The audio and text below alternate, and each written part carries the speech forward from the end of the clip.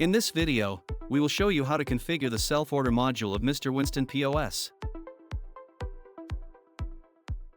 When we are in the back office, we go to Modules and click on Self-Order. First, we start with filling in the minimum price, minimum order size and maximum order size.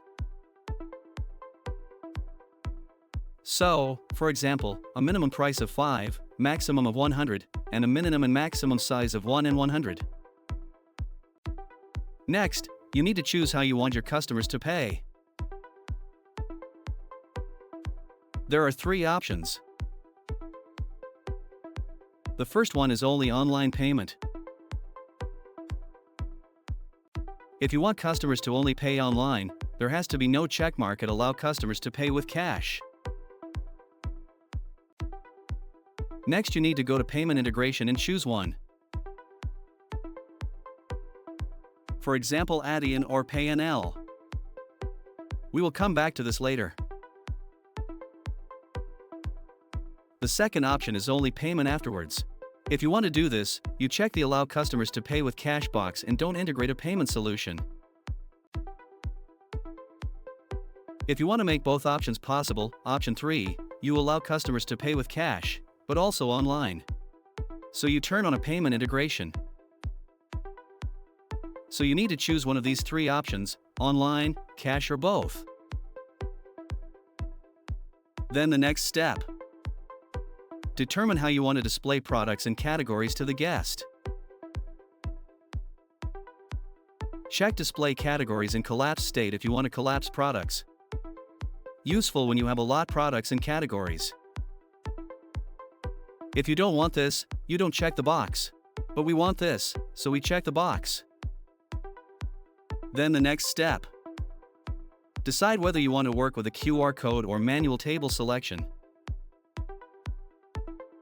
If you choose a QR code, the order will be automatically linked to the correct table after scanning. If you want this, check Show QR Code Scanner instead of table selection. The next one. It is also possible to allow customers to place an order without selecting a table.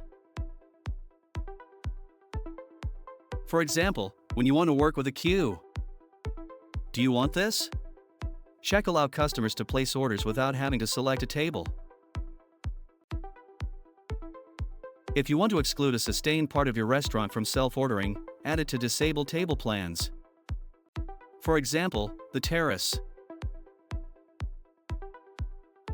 Then the QR codes.